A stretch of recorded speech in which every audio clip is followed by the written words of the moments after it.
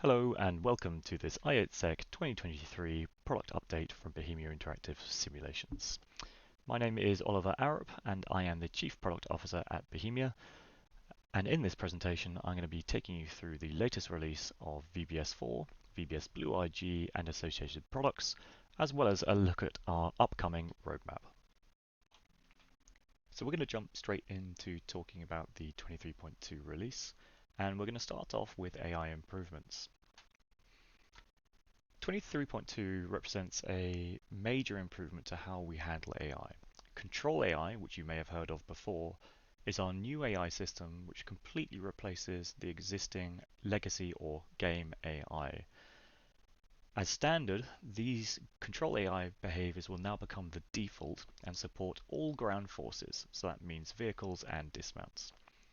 The behaviors will automatically simplify for unusual groups, so if you combine vehicles with dismounts or strange configurations of multiple vehicles or very few dismounts, all of those will be supported and you will always get realistic looking behaviors. Advanced behaviors such as suppress and pursue, with capabilities way beyond anything you've ever seen in game AI, will become available for use in any training situation. The main focus is improving the administrator workload. We want our administrators and our trainers to be able to produce complex training environments with minimal input. We don't want you to have multiple white force to try and puppeteer a complex environment. We want the AI to take that burden away from you. The features and the user experience you'll see in 23.2 are a foundation which we will build on in future releases. Things will change depending on your input, and the UI will definitely change for future releases, again with a focus on simplification. So, why are we doing this? So this video is from Ukraine. In the past, a lot of AI has been focused on large-scale constructive, making assumptions about the best technology and standoff weapons applications. The reality of what we're seeing in Ukraine is very messy. It's cluttered environments, it's trench warfare and close quarters. And what that means is AI needs to be able to operate in that environment. You can't rely on open field Cold War tactics of tank on tank. This is very up close and personal, and as such is very complex for AI to work with. Game AI is not automatically awesome, as the slide says. This is an example of a game which is showing quite a number of AI operating in not the most tactically sound manner. But it's a game, and gamers probably don't care that much. Not a lot is on the line here. They just want something that looks cool and operates in a nice way. Has game AI evolved in the last 20 years? Well, yeah, it absolutely has. The techniques and approaches in game AI have definitely improved, but fundamentally, virtual simulations train soldiers, and they need to ensure training transfer, they need to reduce negative training, and they need to deliver the right level of fidelity for a training need. There's also the question of repeatability. If you're training multiple soldiers and putting them through the same training environment, you need your AI to be repeatable on each run so that each trainee gets the same exposure to the simulation. So here we're going to have a look at our own game AI as an example. So game AI is what we would call something that fights the administrator. In this example, which is relatively simple, we have a infantry squad that is going to move to one waypoint, move to a second waypoint, and then in the third waypoint. So first move is going to be straight down the road. The second move is going to be returning back on itself, and the third move is moving off in towards the tree line. Let's see what the game AI does here. So the move starts, and the infantry starts shaking out into their formation. But the point man has already started the run towards the first waypoint. He reaches the first waypoint, and all of a sudden he's triggered the first waypoint and they start moving to the second waypoint, which has them changing formation as well. The guys at the back of the formation still haven't got into their original positions, all whilst the point man has now reached the second waypoint. The second waypoint has then been triggered. The point man is moving to the third waypoint, which is in the middle of the road. Once he finally gets there, he will then start moving off towards the tree line. At no point has the rest of the formation reached their initial start point. So you have this strange behavior where the AI are milling about. What you've actually asked the AI to do was relatively simple, but has resulted in a lot of weird behavior and strange movements which are unnecessary. Not necessarily wrong, but they don't act in a realistic manner compared to how you might approach it in reality. So here's what it should do. So this is using the new control AI. So exactly the same waypoints. You can see that the dismounted infantry shake out a lot faster into their formation. The point man hasn't run off and left his subordinates behind. He reaches the first waypoint, and the formation change is triggered. The formation change happens at the same time as the AI are moving to the next waypoint, so they're not left behind. They'll move forwards. You'll notice that the point man is still triggering the waypoints at this point, and logically he should do. He is the closest to the next waypoint. However, when he hits this next waypoint, he will no longer be the closest unit to the next waypoint. The guy at the back of the formation is now closest to the third waypoint, so he will now trigger it, which is far more logical. They now shake out into their new formation and move off towards the tree line. Overall, a lot more common sense approach and a lot more accurate to the trainee's intent.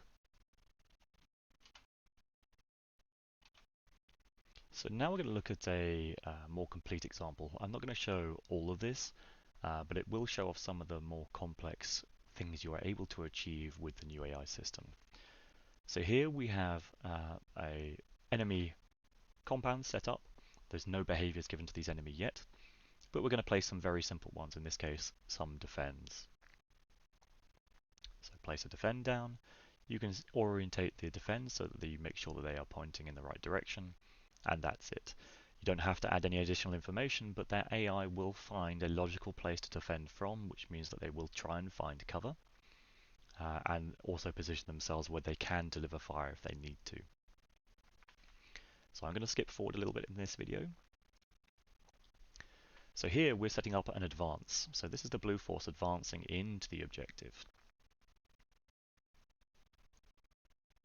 And again, this is just a few clicks of an advanced waypoint. The advanced waypoint allows the troops to move towards a target, and they will be able to use their weapons as you'd imagine they can. And in this case, we are linking an advance with a suppress. So that suppress waypoint here, the blue force will stay at this location and suppress the target here. Adding the rest of the advances and suppressors to the other groups, so we have this right flank here also suppressing the enemy.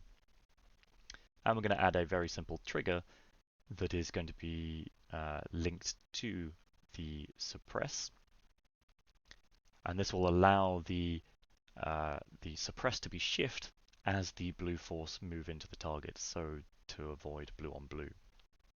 I'll skip through to the runtime now. So overall, that took about 3 minutes to build in real time. Now when the scenario is running, you can see that straight away the blue force will start moving towards the target. They will be navigating through the forest and taking up sensible positions. The op4 that we gave the defend maneuvers to are taking up their positions. They are pointing in the direction they've been told to, and they are taking a knee behind a piece of cover. The AI automatically detect cover and find the appropriate location to place themselves. As the action moves on here, you'll start to see some shots coming in from the blue force on the hill here. This is one of the suppression behaviors. The suppression behavior is not just a simple fire at a location behavior, but is more complex and more realistic in the sense that they will suppress a location, but if they see an enemy, they will directly engage that enemy until the enemy is either destroyed or hidden. They will continue to suppress, and they will continue to use a logical amount of ammunition.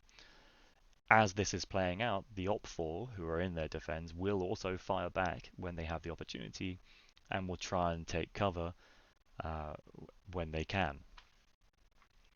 So that's, again, a very, very quick example. I'm going to skip forwards a little bit more, and we can see as the blue force start moving towards the target location, a lot of the Op4 defenders have been killed. The suppression of the target has been triggered and moved off to a new location. As we can see here, the blue 4 have now eliminated the last defenders at this location and will continue to move into the center to kill the rest. So I'm going to leave that there and move on to the next slide.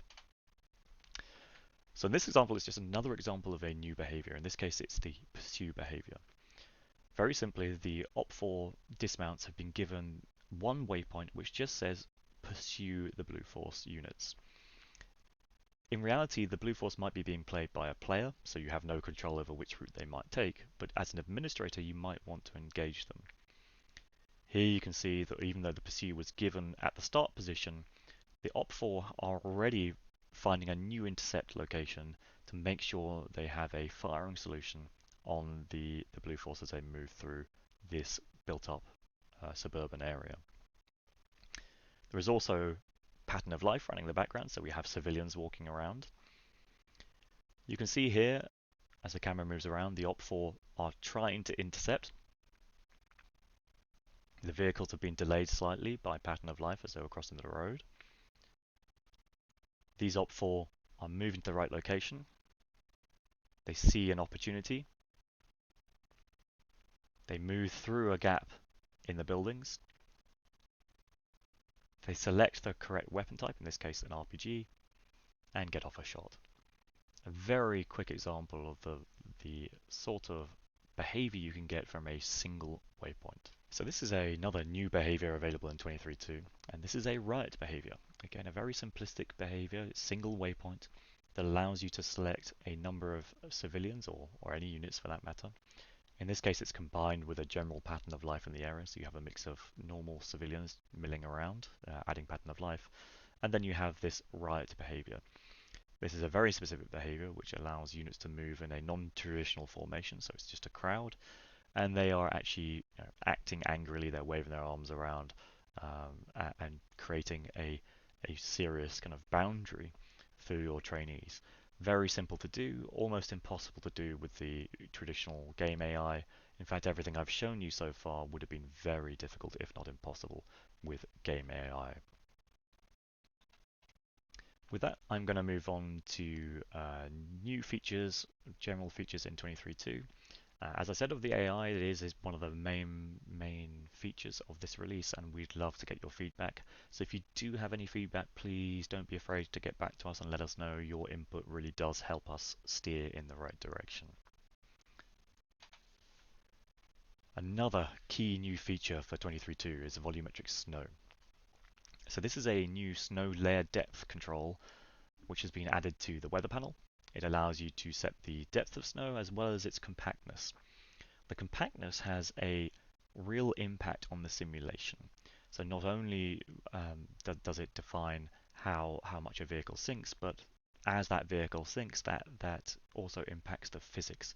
So for instance, if you're a dismounted unit and the snow is very compact, you can walk about on it with very limited impact to your performance. But if it is not very compact at all, you will sink down into the snow and you will be finding it very difficult to run. In most cases, you will be forced to walk. However, the compactness is also dynamic. If you are following a vehicle or another unit which has compacted the snow in advance of you, you won't be so encumbered. A good example of this is if you have a tank going ahead of dismounted troops. The tank will significantly compact the snow, and that will allow following troops to run as they would be able to on solid ground. The Snow is actually using something similar to a buoyancy model, and you can see this most easily when you look at dismounted troops in a prone position.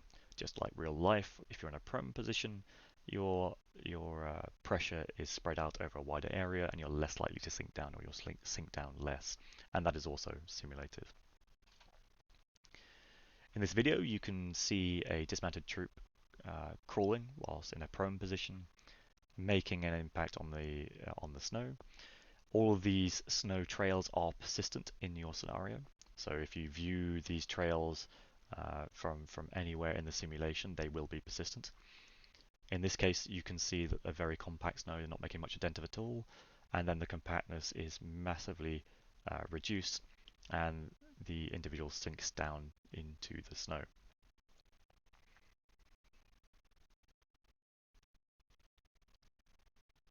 Again, showing a unit crawling. As this unit crawls, the trails are extremely visible, the compactness there being massively increased, so the unit is making much less of a dent, and you can see the change over distance there. As I said, these trails are persistent and visible from a long range and affect all physics. Now here we can see a vehicle, so in this case it's a CV90, driving over the snow and compacting it as you would imagine. As I said before, those compacted lanes of snow are usable by other vehicles and troops and will be far easier to pass. You can see here that the deformation of the snow affects the vehicle physics. So not only does it affect the physics of the vehicle as it's going over virgin snow, but as you cross over paths that have already been compacted, it impacts the suspension. Frozen water. So alongside the ability to have volumetric snow, we now have the ability to freeze water bodies. So this is a global effect. So as you apply the water freezing, all water in your environment will freeze. As the little GIF there shows you, it goes from being water, which has the normal physics effects, to a frozen surface. The surface has properly simulated friction, so if you try and drive a vehicle across it, you will get wheel spin and you will have limited grip. You can also configure the amount of ploughing of the surface, so it's not really ploughing, but it defines how much snow coverage you have on that water body. So whether it's entirely visible as ice or whether it's covered and just looks like virgin snow. Improvements to shore effects. So this is just a very simple improved graphical effect for shorelines. It means that we have a wet appearance, a muddy appearance where water meets the land. Very small improvement, but actually visually a really nice enhancement. New thermal sensors. So this has been a huge improvement for 23.2. It will be immediately obvious to anyone who downloads the new version and starts using thermal sensors. It's a complete rebuild of the original thermal imaging. The original thermal imaging, although it appeared very nice, was actually an artistic approach, i.e. we created a sensor which looked artistically correct. Coincidentally, it was actually pretty close to reality, but there were some situations where it didn't quite work.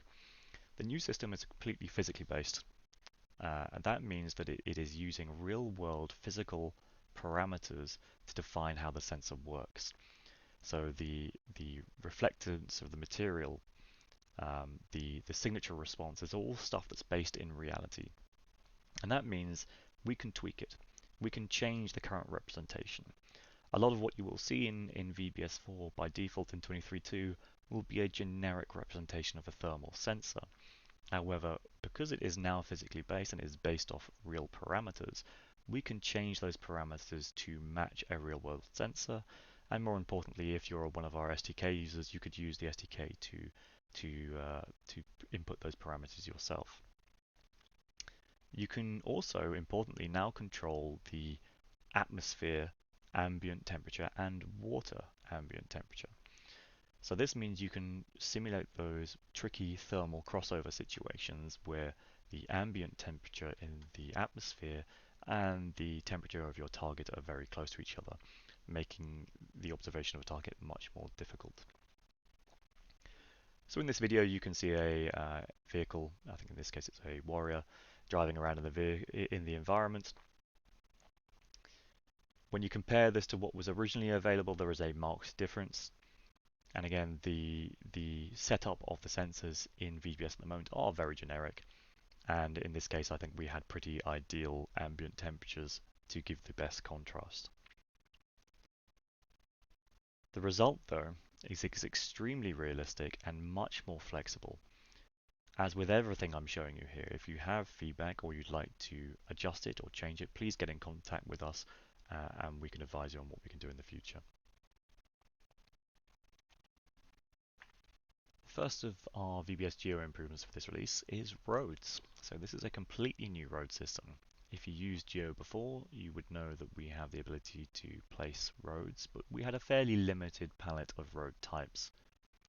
With this new approach, there's almost unlimited number of road types that you can create, and you have extremely detailed control over the configurations of those roads. So you can say how many lanes they have, for instance, and how those lanes appear. Are they symmetrical, or do you have 3 lanes in one direction and 1 in the other? You can configure the road textures and the markings for those roads. You also have complete control over how the road verges appear. So whether you'd have gravel or mud or grass or sidewalks at the side of your road. Added support for crosswalks. These are recognized by AI. You can make almost any kind of road. So I'm going to go straight into the video now. So in this example, you can see we're placing a road. And we can edit it as normal. And on the right hand side, you can see a bunch of new parameters which allow us to modify that road's appearance.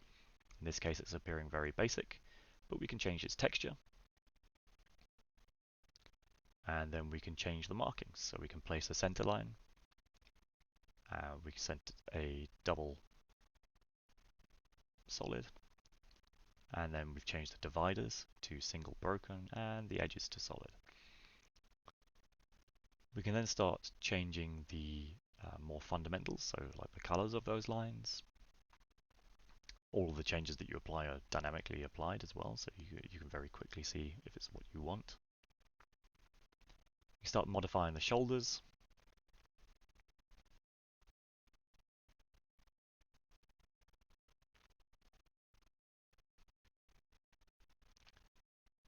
Again, further tweaking of the sidewalks and the width of the lanes. Very, very quickly you can start to create a custom road which is to your liking. Just going to skip forward slightly in the video here. Here you can see we're modifying the number of lanes. So we've gone into multiple lane setup, which wasn't previously possible. And we're modifying the overall width of the road. All of the changes dynamically happening to the selected road. There's a huge number of variations that you can create here. There should be no situation where you can't create exactly what you're looking for. As always, though, if you do have anything in particular that we've missed, or you think we would be a benefit to you for us to add, please let us know. So I'm going to just skip on to the next slide. So importantly, not only are those visual roads, but they are recognized by AI as well. In this case, this is the control AI pattern of life, which has generated a bunch of vehicles. Those vehicles have recognized this multi-lane road and are using all the lanes available to them. In this case, there's also been some traffic lights placed down. If you place down the traffic lights next to a road intersection like this, VBS will automatically generate a basic traffic light behavior, and vehicles will respect those traffic lights to create a much more realistic, cluttered appearance than we had previously with just single lanes.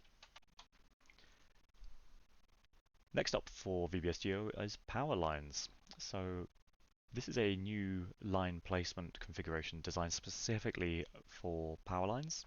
If you've used the line placement tool before, you'll know that it's a hugely powerful tool for creating really nice patterned placements of objects. But with power lines, there is more complexity since you have to have the actual power lines themselves connect in between each pole. This tool does that automatically for you, so you can still create quite complex line features, but automatically have the power lines connected to each other. So I'll just play the video quickly. In this video, we go to the line tool.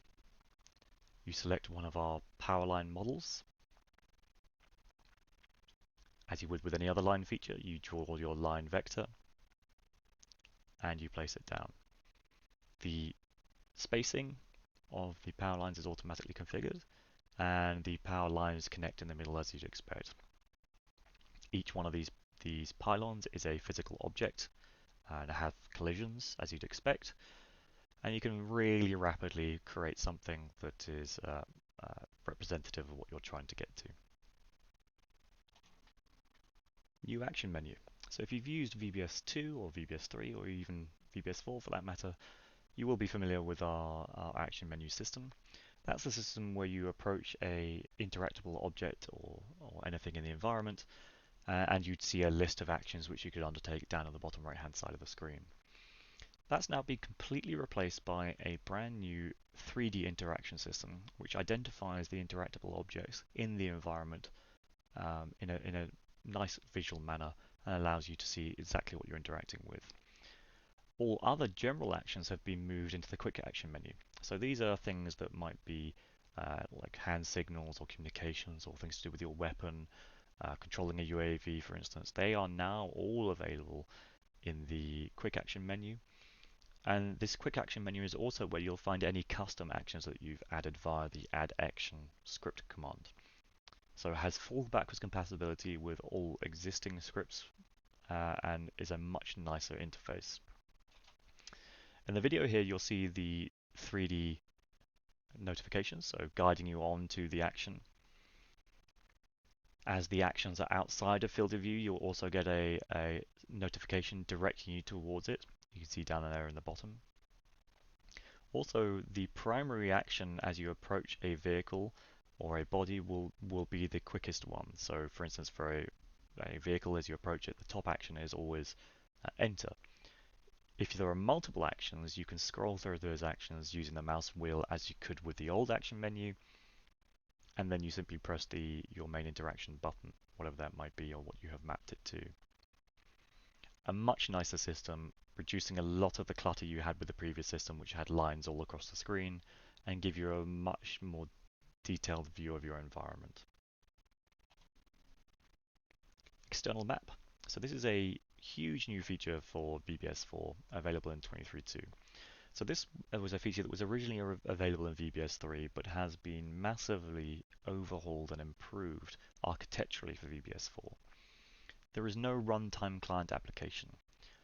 What the external map is it's a web server which runs on VBS 4. The web server does nothing until you connect a client to the right URL. Once you connect a client to that URL, you are presented with a new external map interface. That external map interface is a full multiplayer map interface as well.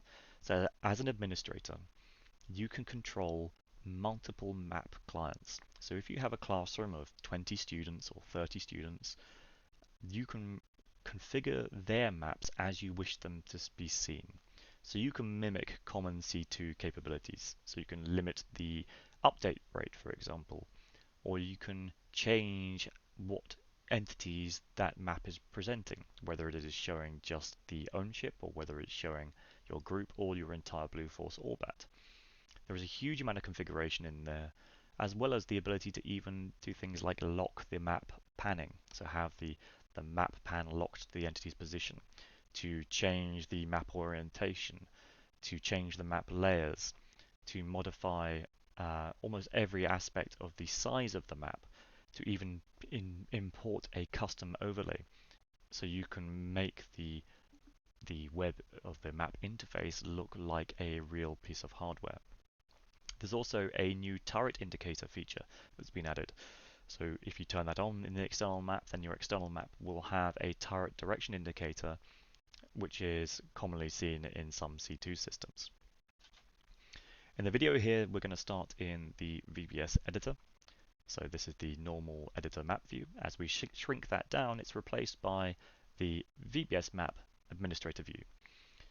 As you can see, the map is a direct copy of what was in the VBS instance, including the VBS plan overlays, so any drawings that you have done. I can switch to the user's view.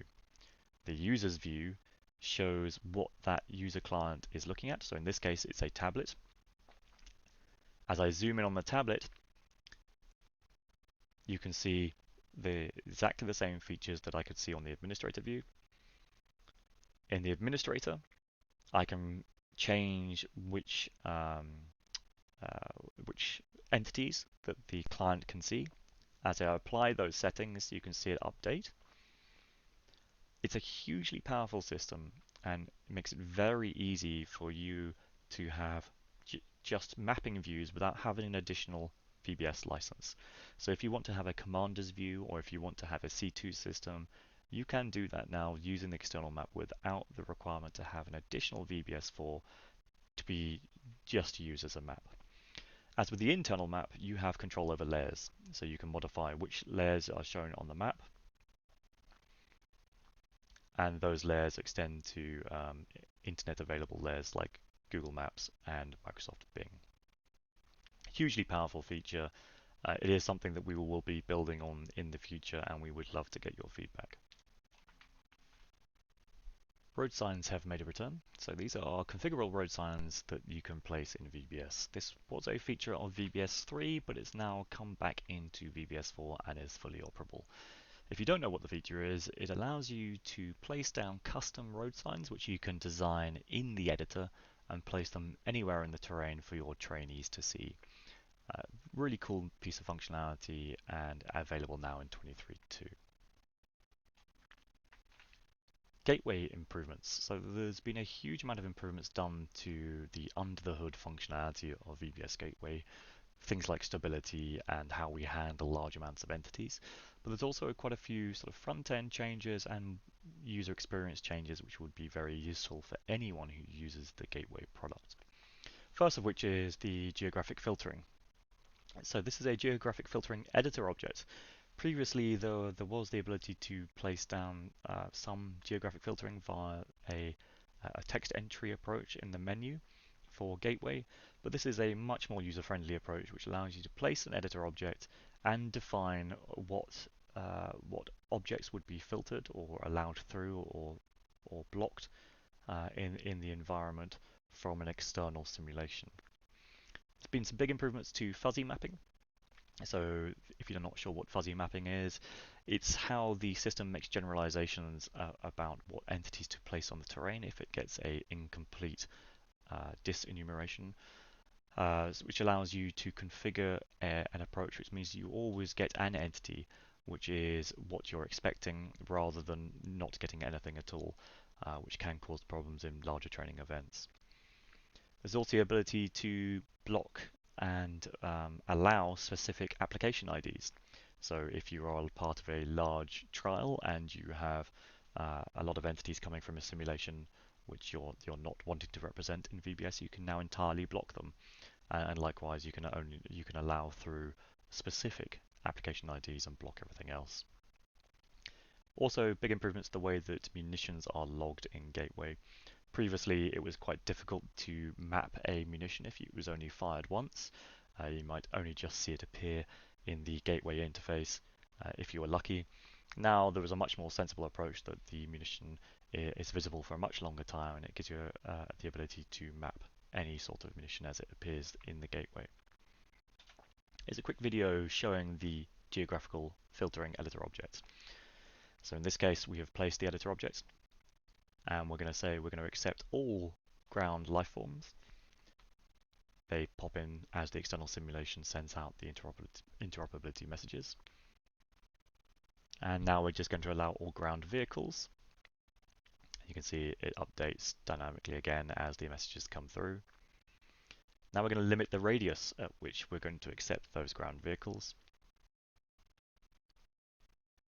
And you can see as the external messages update, those entities outside that range disappear. and you can obviously change that range, and you'll see additional vehicles pop in as the messages are received. It allows you a huge amount of configuration. Most likely use cases that you would have smaller ranges for your ground troops, the ones that you may be interested to see as a trainer or trainee rather. And then you'd have a much farther distance for aircraft or fast-moving vehicles, so you can see them at a further range. It allows you to really tune the experience for your trainees, and importantly, allows you to make sure that you're getting the best performance from VBS by limiting the amount of unnecessary entities that it is seeing at any one time. There's been a big improvement to how VBS4 handles high resolution or non-standard resolutions in monitors. Nowadays, it's actually quite difficult to buy a standard 1080p monitor. We recognize that and have changed our UI system to make it much more adaptable to these stranger resolutions. In this image here, you can see a 32 by 9 configuration with our UI. If you tried this previously with the older generations of VBS4, you might see some strange scaling, or you wouldn't be able to read some of the features. Nice little improvement, which hopefully makes your lives a lot easier. Spike missile simulation. So we have added a new advanced simulation of the Spike LR to VBS 4.23.2. The version that is in the baseline of VBS 4 is extremely advanced, but it isn't the restricted version. There are additional features which are restricted to the Belgium MOD, and you can see the list of features there on the slide, which aren't present in the baseline. However, the baseline version is still extremely complete and has an extremely good simulation of the capabilities of the weapon system. This includes even the simulation of the construction procedure, so the ability to build the system and place the tripod and apply the targeting unit. We also have a simulation of the commander's recording unit. So this is a separate screen which, as a commander, you can be next to the weapon system, and you can see what the gunner of the system is seeing through their sights. It has an accurate flight envelope, and that includes the ability for flight time targeting adjustments. So in the next video, we're going to show some of these features. So first of all, the weapon assembly, and again showing off the new action menu here. We have the weapons on the ground, we have the backpacks. We're going to unpack the tripod from the backpack, place it on the terrain, pick up the CLU, attach it to the tripod. This is all cooperative as well, so you can see the second unit was placing the tube on the tripod at the same time. This is the first example of a launch, so this is a lock-on before launch, the simplest. Pointing in the direction of the target using the viewfinder. Locating the target's position, locking on, switching to a low trajectory, then locking on, sorry. You can see the lock-on symbology. As the missile is launched, you can see that you have the correct camera viewpoint, i.e. the camera is not directly on the front of the missile, but actually is looking off axis towards the target. And you can see adjusting the point of impact in mid-flight. In the second instance, we're going to show a more complex lock-on before launch with a moving target, which really shows the adjustability of the weapon system. Find the target location, lock on. It's in high trajectory here, launching towards the target. And again, the user here is adjusting the point of impact and guiding it onto the target.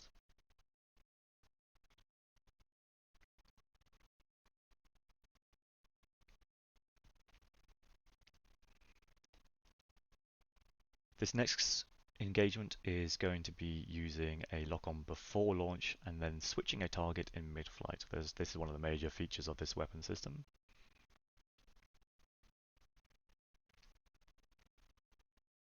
locating the initial target, locking on again in high trajectory mode, missile is fired, in flight, spotting another target, guiding the missile onto the new target, adjusting the point of impact all the way to impact.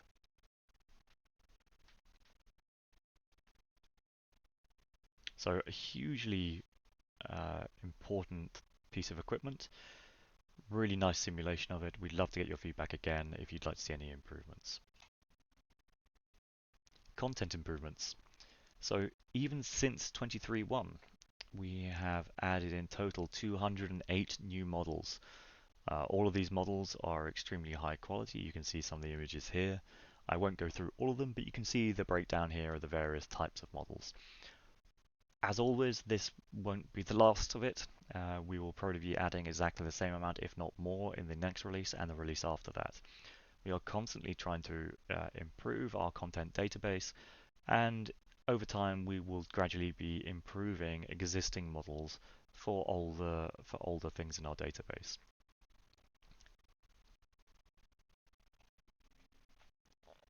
Symbology improvements. So we made some big improvements to the way that we handle the symbol aggregation. So when we talk about symbol aggregation, we're talking about how the symbols appear and how they fade out as you zoom the map in and out, how they grow or shrink in size, and how the higher echelons appear or disappear. All of these configurations are now available as settings within the VBS settings. So you can change them from the defaults that we've picked, but we have picked some defaults which we think most people will agree are a big improvement over the previous configuration. The settings, though, allow you to fully override them. So you can go into the settings and configure the symbols in exactly the way that you want them. This video is going to show a little example of how it now looks. So much clearer definition of the group symbol as opposed to a group entity. So you can see a group symbol and then all the entities associated with that group.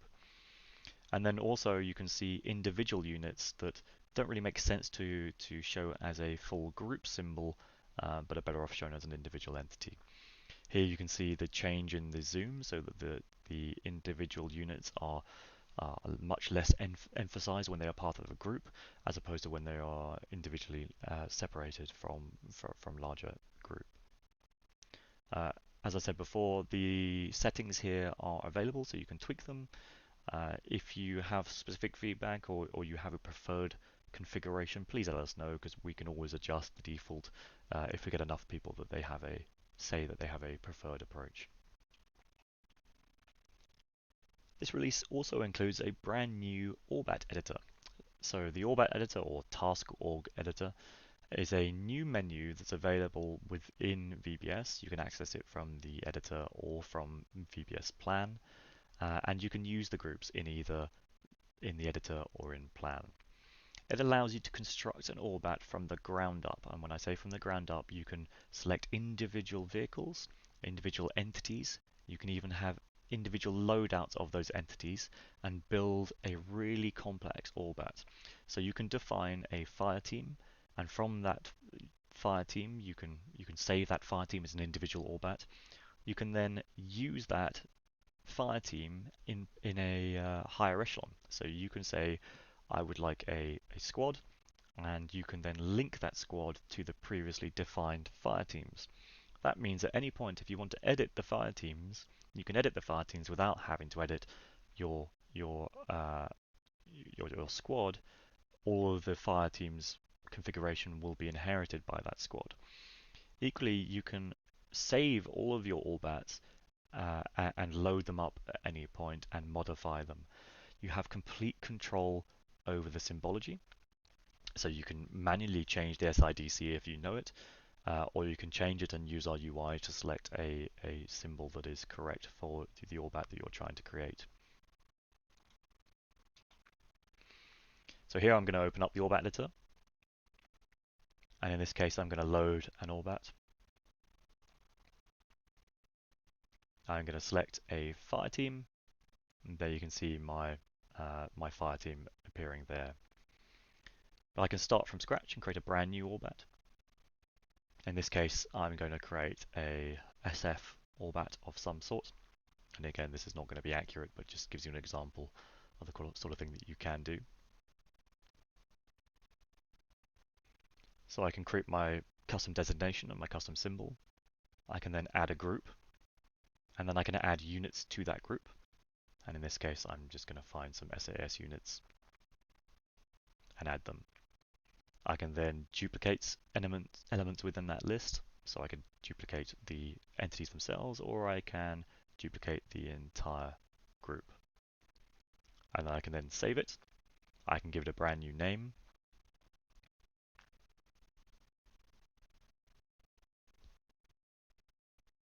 So once it's named, I can then give it a label. And then I can set its category. So I can actually define which category it appears in the Orbat placement menu. And I can place it directly from the Orbat Editor as well. So I create the Orbat, click on the terrain, place it, and my Orbat is created with all the correct entities. This gives you a huge amount of flexibility. It goes hand in hand with the new AI functionality as well. Any Orbat that you create will have existing behaviors. Doesn't matter what configuration of ground units you place into your Orbat, there will be standard behaviors for that Orbat. Config Patch Builder. This is another huge feature of this 23.2 release of VBS 4, and it is a part of the VBS 4 release and not in the tools. This is a tool which allows you to modify any parameter within the VBS 4 configs. You don't need access to the unpacked models, and you have the ability to change anything that is in the distributed build of VBS. It's a hugely powerful tool which allows you to change almost any aspect of those config files. If you're not aware of what those config files contain, they contain a huge amount of performance parameters which impact the simulation as a whole. So things like engine power, things like muzzle velocities for weapons, things like explosive power, all of these are modifiable through this tool. The initial version is free and is included with all versions of VBS 4. There will possibly be a future Pro version, which will allow you some real power user features. It includes a built-in add-on packer, so you don't need the VBS Developer Suite installed. So those are the normal Developer Suite tools. The Config Patch Builder has all of that included. It is a simple few clicks operation to create the changes that you would like. As I always say, we are always looking for your feedback, so please let us know what you do with it and if there are any changes you'd like. So in this video, you can see the Config Patch Builder interface. We have pointed it at the configuration files of VBS 4, and that's done by just pointing at the install directory. You can browse all of the configurations, or helpfully you can search. So in this case, I'm going to search for a leopard. I'm going to load up the vehicle configurations, and I'm going to find the base class for the Leopard 2A6. I can then see all the parameters associated with that vehicle, and I can click on each parameter and modify them. On the right hand side, you can see a short description taken directly from our documentation, which explains each parameter. In this case, I have made some major changes to the vehicle engine power and speed, as well as the fuel capacity. Down at the bottom, I can see a preview of those changes. And when I click export, I can directly export the PBO. That PBO is applied directly into the installation directory and will instantly affect VBS the next time you start it up. So this is the advanced task scripter, and more specifically the one-click importer functionality. So this is part of Model Exchanger. So if you're not aware of Model Exchanger, this is part of the tools suite and is our one-stop shop for getting content from any source into VBS or Blue IG. The one-click importer allows you to select any GLTF or FBX model and turn it into a VBS asset with one click. 3D model geometry, LOD, and basic configuration are all automated, and the model LODs are also generated automatically using Simplygon if you have a license. It's only designed to work for static content, and our content team would be very keen for me to stress that. The model quality is also only as good as the input. So depending on the quality of the model that you put through the system, that will define how good the model will work in VBS. So as part of an example workflow, in this case, we are taking a output from Polycam. Polycam is a mobile phone application which allows you to do photogrammetry of objects and turn those photogrammetry objects into FBX or GLTF. As part of the video I'm about to show you, there was a middle step where we cleaned up the initial Polycam model, and I'll talk about that in a little bit. So here you can see the input video. So this is the images or the video used to in the Polycam application. This was taken within our new office. As I said, within Polycam, that was then tidied up a little bit to remove some of the background clutter. But the file was dropped into the advanced task scripting one-click importer. And the one-click importer, as the name suggests, there was one click on one button. And the output is a full PBO. It's being looked at in our tools here, and you can see the geometry that's been created. And here it is directly in VBS. So very quickly, we've gone from a photogrammetry model into an asset which could be used in VBS. It is a very basic asset. It is just a static model with no special features. But for things like clutter in a terrain, it is extremely useful workflow.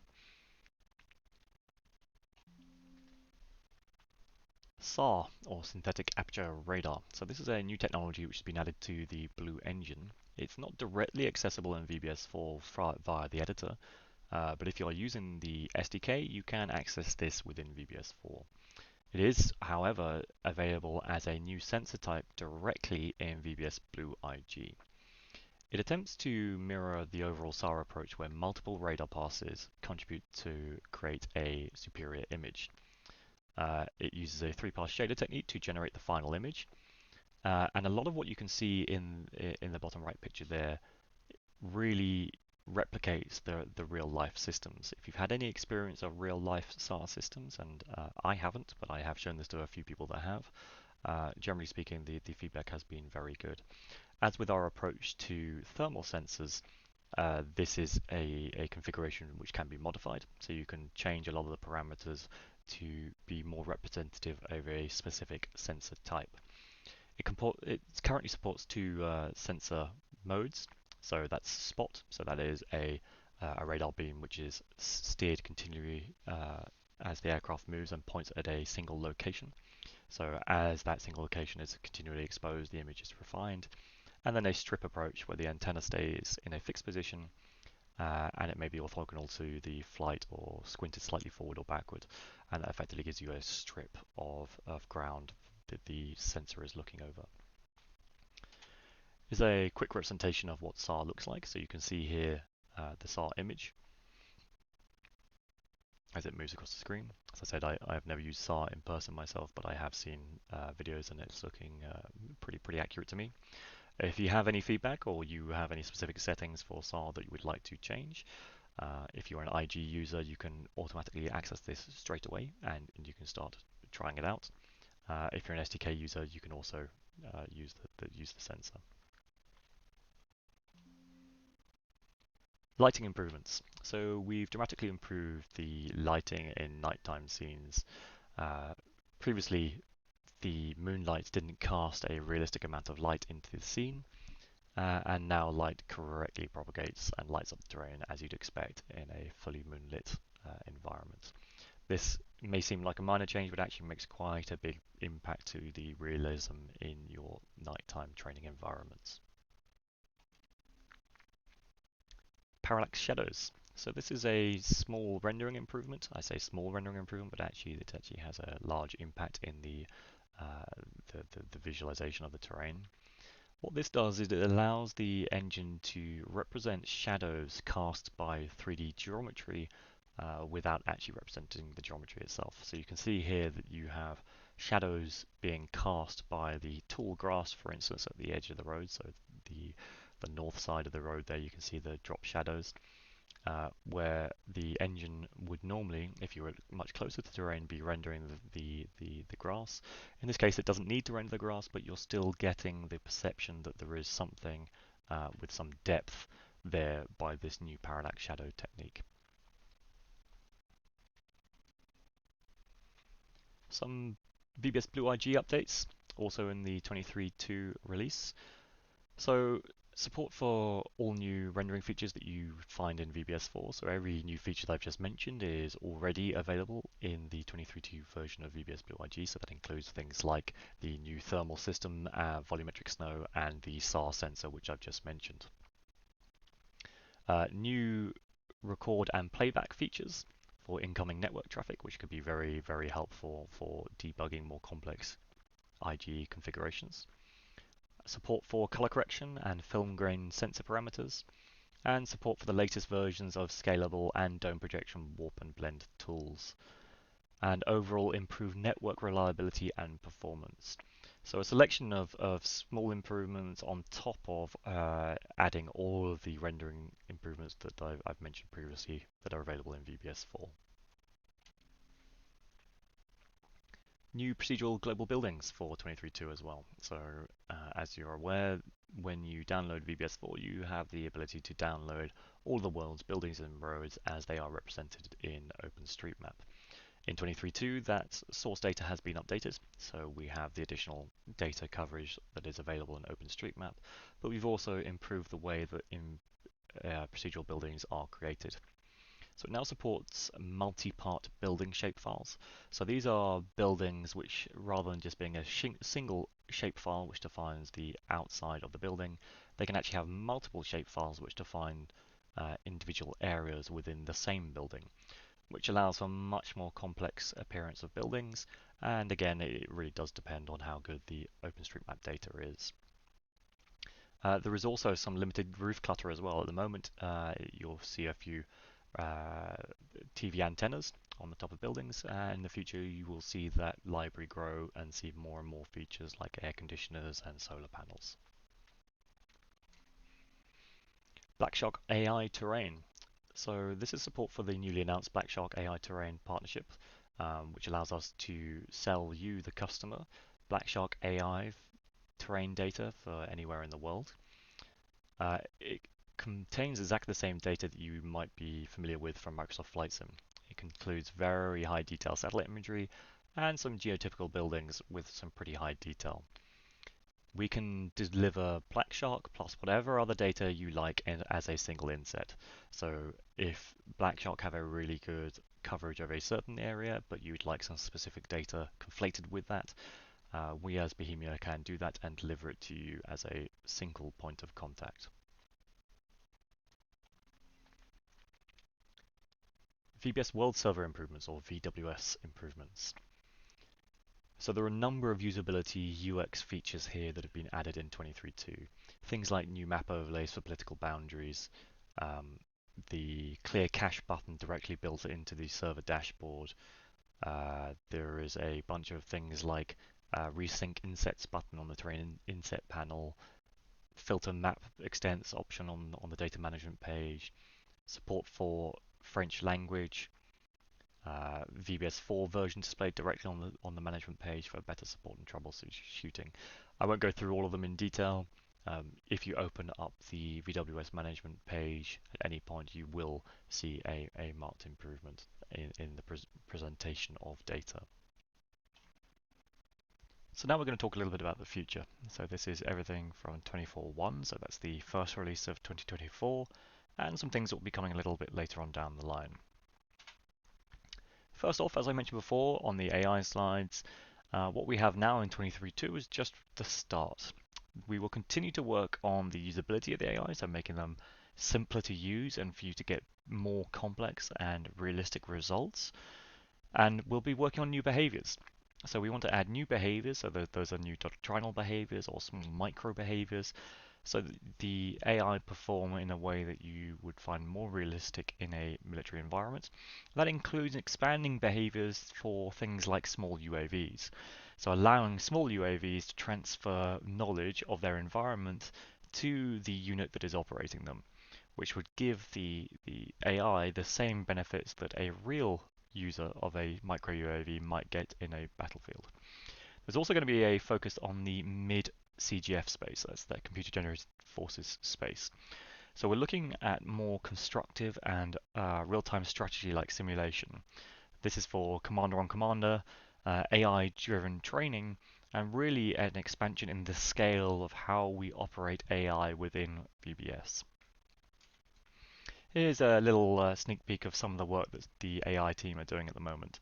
So this is showing control AI navigating through a trench, but in the environment as well, there is a UAV. There's a lot of debug data on the screen here, but essentially what's happening is that the UAV is transmitting data from its position above the battlefield to friendly forces, allowing them to get a preview of where the enemy are, so that they are navigating directly to the enemy rather than just path planning through the trenches.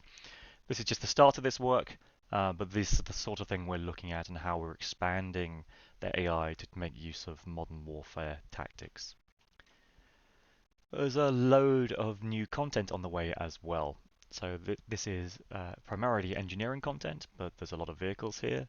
You can see here the content in a mix of states, so a bit of a view into our working pipeline, so a link there between 3D Studio Max and Substance Painter. A lot of engineering vehicles, I won't go through all of them, and there's a few images there in this GIF, which gives you a general idea of the sort of quality you can expect from them. As well as these engineering vehicles, importantly, we also have a huge update in the T-72 fleet. So this is really a modernization of the existing T-72s in VBS, which have been around for a very long time. Just like the real vehicles, they've been around for a long time, but they have been modernized and they have been updated over various generations. I have listed the generations there that we will have in VBS, and you can see again they're in various states of being complete. They will most likely make their way into the 24.1 release.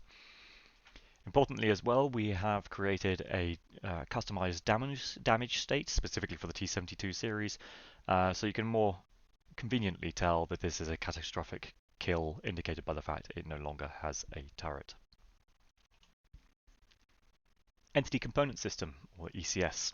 This is an update to the technology. You may have seen this in a few previous presentations. If you haven't, essentially this is a under-the-hood technology which replaces and refines how units are represented in the simulation.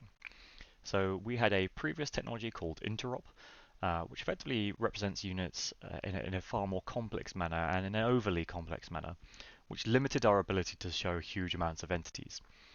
What the ECS does is provides a much more lightweight approach to representing entities, and consequently allows us to scale up the amount of entities we can have in a scene without overloading the simulation. The ECS is actually currently in use in VBS 4.23.2 for some specific use cases. So craters and heat marks are using the ECS under the hood. As a user, you won't notice this, and that's intentional. But where we're heading with it is to make it the backbone for more complex simulation. In this latest update, we're going to be showing 7,500 units in the field of view at about 60 frames a second using the ECS.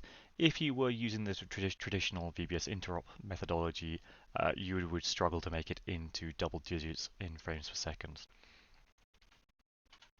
In this example, we're using an external simulation, which is an open source simulation called BISim, to drive the entities, so don't pay too much attention to the behaviors.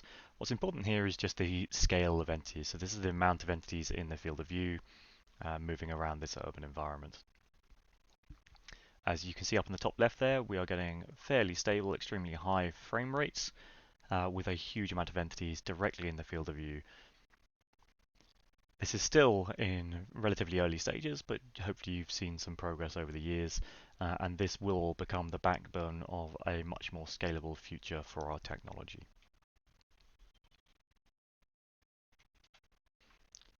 Controller mapping improvements. So this is a new controller mapping settings prototype aimed at massively improving the way that administrators and trainers can configure inputs or controller inputs for their users. It's aimed at supporting classroom administrators and simplifying the workflow in mapping game controllers or keyboards and mice or flight controllers to VBS, to the VBS simulation. It simplifies finding the controls and mapping the actual controls to a device, and it automatically identifies conflicts and helps with the administration process of making sure that all of the buttons are configured correctly. There is a new controller profile capability. This will allow you to create multiple profiles for every controller, and the administrators can see those mappings for unconnected controllers as well.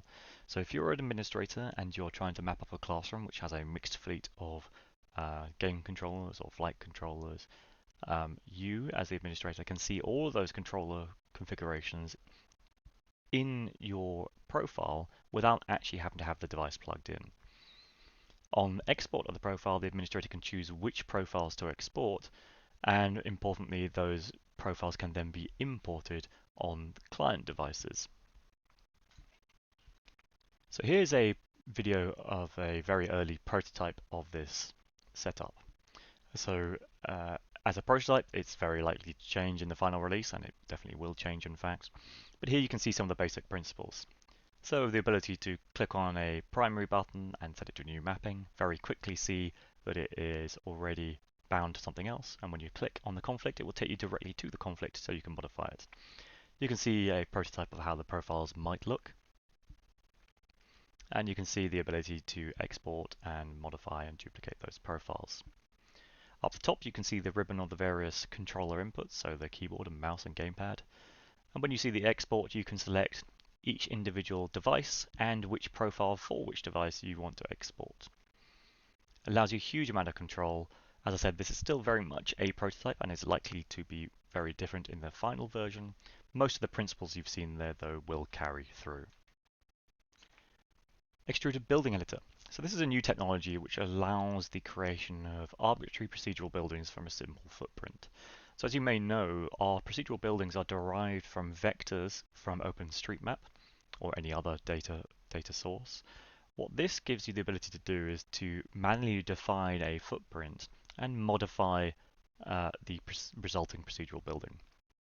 It also includes a bunch of new helper tools which allow you to create right angle vectors and create rectilinear features so your buildings are more accurate.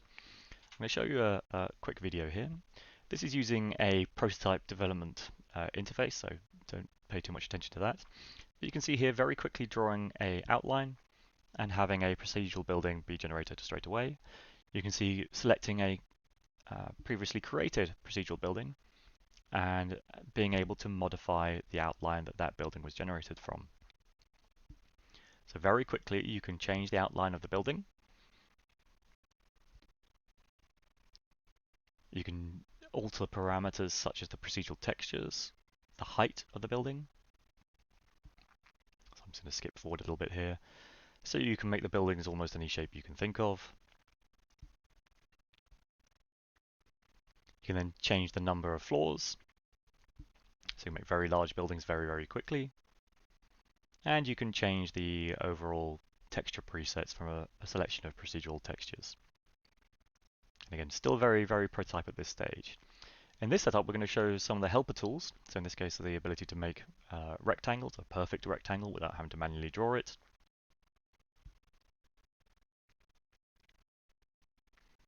It allows you the freedom of being able to place buildings of any size whilst making sure they have sensible right angles. And here is a right angled tool, which allows you to make sure that you can create a building with multiple right angles very, very simply. So again, this is a prototype at this stage. It will be refined and you will have a new UI. but we are hoping this will be an extremely powerful tool and allowing you a huge amount of configuration. And that completes our ITSEC 2023 product update. If you have any questions or you'd like clarification on anything you've seen here, please don't be afraid to email us at sales@bisimulations.com and we will get back to you as soon as we possibly can. Thank you very much for your attention, and we will see you next year.